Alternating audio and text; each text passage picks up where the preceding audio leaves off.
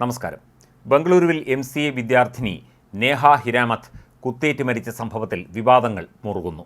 ഈ വിഷയത്തിൽ ലവ് ജിഹാദ് ഇല്ല എന്ന് കർണാടക മുഖ്യമന്ത്രി ഉൾപ്പെടെയുള്ളവർ പറയുന്നുണ്ടെങ്കിലും ഇത് ലവ് ജിഹാദ് തന്നെയാണ് എന്ന് വിലയിരുത്തിക്കൊണ്ട് ഇതിനെ രാഷ്ട്രീയ ആയുധമാക്കുകയാണ് BJP ചെയ്യുന്നത്.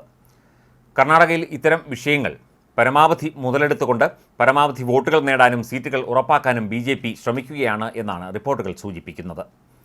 എന്നാൽ തൻ്റെ മകൻ ചെയ്ത കുറ്റത്തിന് പരമാവധി ശിക്ഷ നൽകണമെന്ന് കർണാടകയിലെ ഹുബ്ബാളിയിൽ കോൺഗ്രസ് നേതാവിൻ്റെ മകളെ കുത്തിക്കൊന്ന പ്രതി ഫയാസിൻ്റെ അമ്മ പറഞ്ഞു. അതേസമയം കൊലപാതകത്തിന് പിന്നിൽ ലവ് ജിഹാദ് ആരോപണം തെറ്റാണെന്നും ഫയാസിൻ്റെ അമ്മ മുംതാസ് വ്യക്തമാക്കി. കഴിഞ്ഞ 1.5 വർഷമായി ഫയാസ് വിഷാദരോഗത്തിന് അടിമപ്പെട്ടിരുന്നു എന്നും വീട്ടിൽ ഒറ്റയ്ക്ക് ഇരിപ്പായിരുന്നുവെന്നും അവർ ചൂണ്ടിക്കാട്ടി.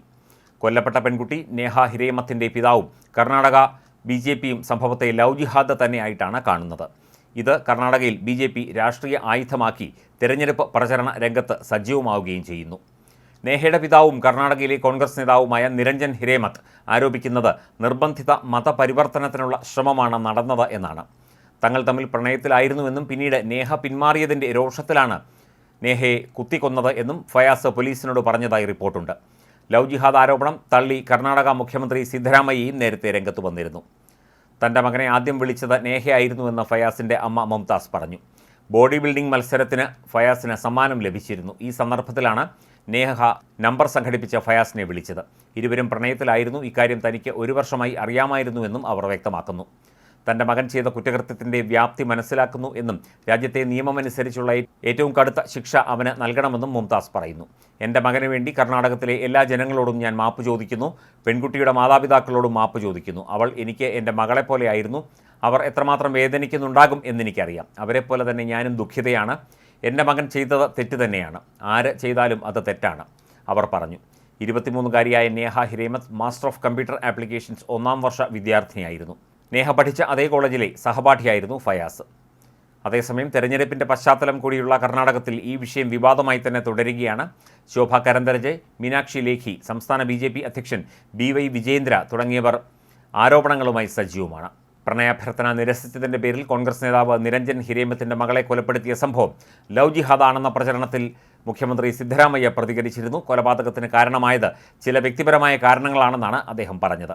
നിരഞ്ജൻ ഹിരേമത്ത് എന്ന കോൺഗ്രസ് കോർപ്പറേറ്ററുടെ മകൾ നേഹ ഹിരേമത്താണ് കൊല ചെയ്യപ്പെട്ടത്. ഫയാസ് ഖൊണ്ടനായിക് എന്ന പ്രതിയാണ് പോലീസിൻ്റെ കസ്റ്റഡിയിൽ ഉള്ളത്. ഇയാൾ നേഹയുടെ ജൂനിയറായി പഠിച്ച വ്യക്തിയായിരുന്നു. 1 മണിക്കൂറിനകം പ്രതിയെ പിടികൂടിയതായി പോലീസ് പറഞ്ഞു. നിലവിൽ ജുഡീഷ്യൽ കസ്റ്റഡിയിലാണ് ഇയാൾ. കേസ് സമഗ്രമായി അന്വേഷിക്കുമെന്നും എല്ലാ ഘടകങ്ങളും പരിശോധനയ്ക്ക് വിധേയമാക്കുമെന്നും ധാർവാഡ് പോലീസ് കമ്മീഷണർ രേണുക സുകുമാർ പറഞ്ഞു. കൊല്ലപ്പെട്ട നേഹയുടെ കോൺഗ്രസ് നേതാവായ പിതാവ് തന്നെ ലവ് ജിഹാദ് ആരോപണവുമായി രംഗത്തെത്തിയത് കോൺഗ്രസിനെ പ്രതിസന്ധിയിലാക്കിയിട്ടുണ്ട്. സംസ്ഥാനത്ത് ക്രമസമാധാന നില തകരാറിലാണെന്ന് BJP ആരോപിക്കുന്നു. രാമേശ്വരം കഫേ സ്ഫോടനം അടക്കമുള്ള പ്രശ്നങ്ങൾ ഉയർത്തിക്കാട്ടിയാണ് ആരോപണം. ഈ ആരോപണത്തിനെതിരെ മുഖ്യമന്ത്രി സിദ്ധരാമയ്യയും ഉപമുഖ്യമന്ത്രി DK ശിവകുമാറും രംഗത്തുണ്ട്. സംസ്ഥാനത്ത് ക്രമസമാധാന പാലനം ഏറെ മികച്ചതാണെന്ന് ഇരുവരും വ്യക്തമാക്കി. ഒരു പ്രത്യേക വിഭാഗത്തെ പ്രീണിപ്പിക്കാനുള്ള ശ്രമമാണ് കോൺഗ്രസ് നടത്തുന്നത് എന്നാണ് BJP സംസ്ഥാന അധ്യക്ഷൻ BY വിജേന്ദ്ര പറയുന്നത്. എന്നാൽ BJP ഭീതിയും അരക്ഷിതത്വവും സംസ്ഥാനത്ത് വളർത്താൻ ശ്രമിക്കുകയാണെന്ന് ഉപമുഖ്യമന്ത്രി DK ശിവകുമാർ പറഞ്ഞു. മാസ്റ്റർ ഓഫ് കമ്പ്യൂട്ടർ ആപ്ലിക്കേഷൻസ് 1ാം വർഷ വിദ്യാർത്ഥിനിയായിരുന്നു നേഹ. തങ്ങൾ തമ്മിൽ അടുപ്പമായിരുന്നുവെന്നും നേഹ പിന്മാറിയതുകൊണ്ടാണ് കൊല ചെയ്തത് എന്നുമാണ് പ്രതിയുടെ വാദം.